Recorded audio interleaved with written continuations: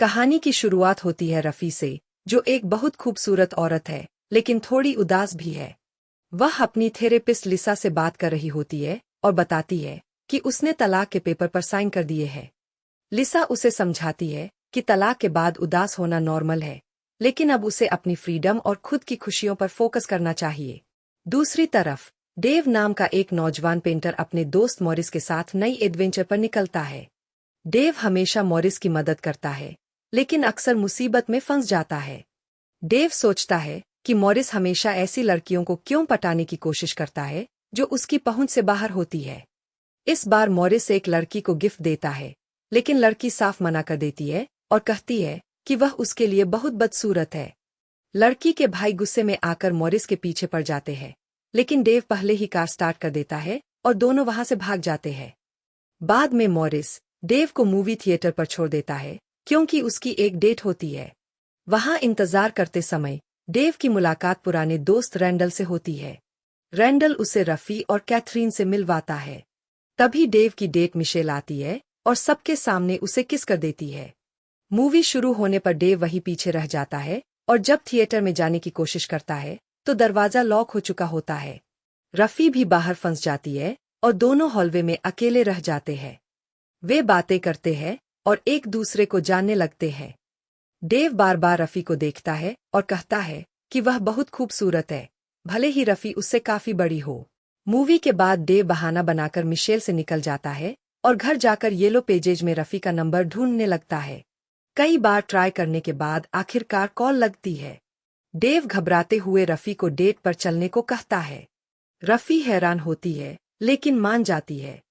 अगली रात दोनों एक अच्छे इटालियन रेस्टोरेंट में मिलते हैं, जहां रफ़ी अक्सर अपने एक सेहस बैंड के साथ जाया करती थी। डेव अपनी मज़ेदार बातें सुनाकर रफ़ी को कंफर्टेबल महसूस कराता है, क्योंकि रफ़ी बहुत टाइम से डेट पर नहीं गई थी। बाद में डेव बियर खरीदना चाहता है और उसे अपनी पसंदीदा जगह दिखाना चाहता है, लेकिन जब कैशियर उससे आईडी मांगता है तो रफ़ी को समझ आता है कि दोनों में 15 साल का फर्क है। डेव उसे समझाता है कि एज तो बस एक नंबर है। थोड़ी देर बाद दोनों एक फेस कूदकर एक सीक्रेट गार्डन में पहुंचते हैं और उनकी रात वहीं पर आगे बढ़ती है। अगली सुबह रफ़ी अपने थेरेपी सेशन में मुस्कुराती हुई लिसा को अपनी डेट के बारे में बताती है, जो एक पैशनेट किस पर खत्म हुई थी। लिसा बहुत खुश होती है, क्योंकि उसने अपनी पेशेंट को इतने दर्द के बाद पहली बार इतना खुश देखा था। लिसा के मोटिवेशन पर रफ़ी ने डिसाइड किया कि वो डेव से मिलती रहेगी, चाहे ये रिश्ता सीरियस हो या न हो।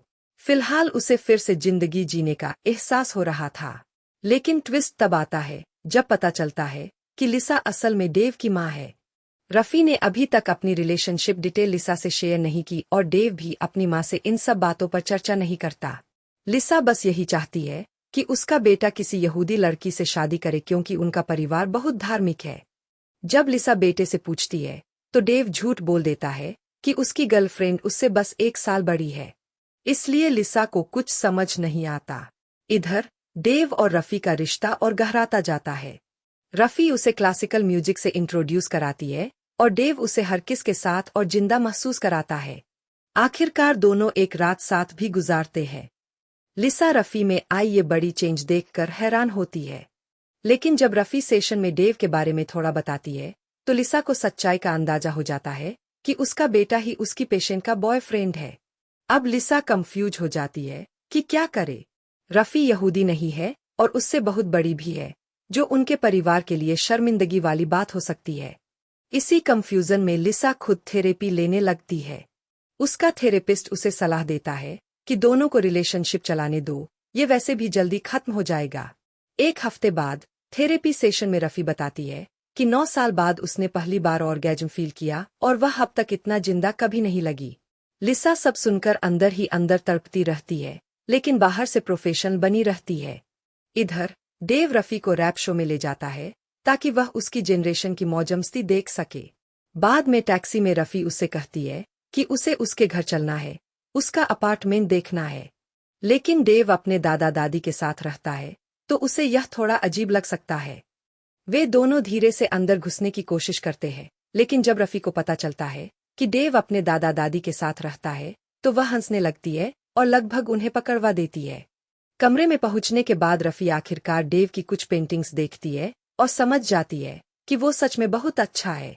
अगर वो इन्हें किसी गैलरी में लगाए तो पैसे भी कमा सकता है।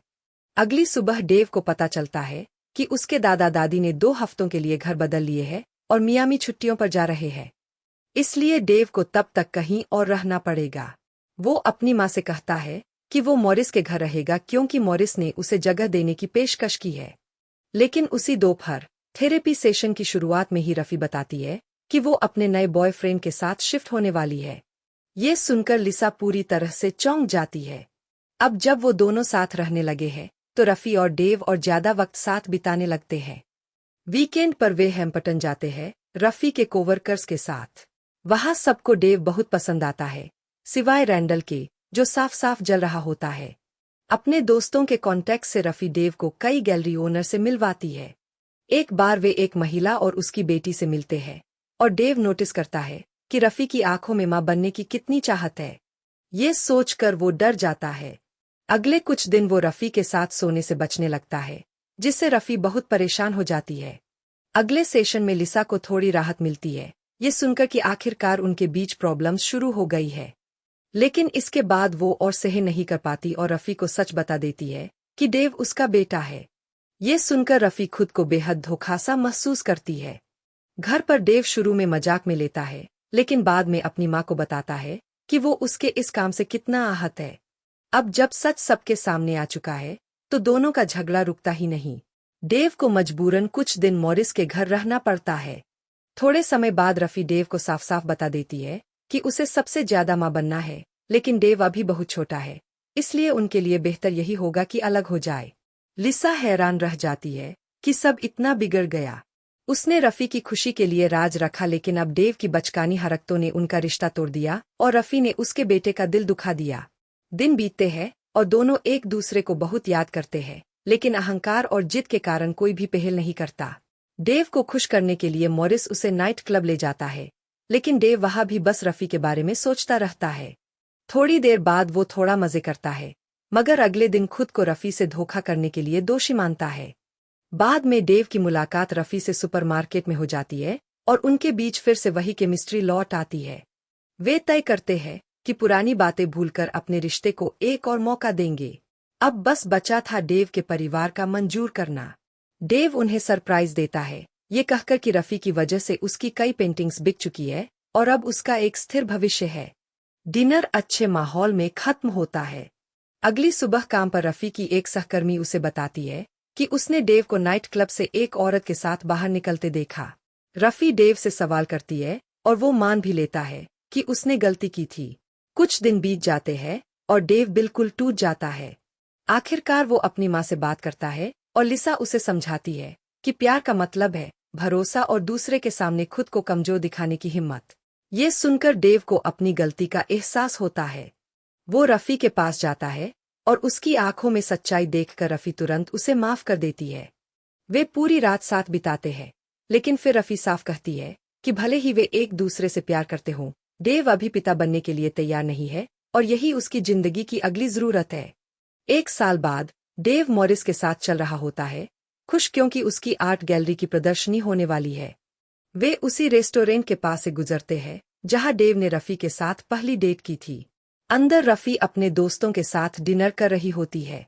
डेव उसे परेशान नहीं करना चाहता और वहां से निकल जाता है, लेकिन जाते जाते खिड़की से पीछे मुड़कर उसे देखता है। रफ़ी भी उसे देख लेती है और दोनों आखिरी बार एक दूसरे को मुस्कुराकर अलविदा कहते हैं।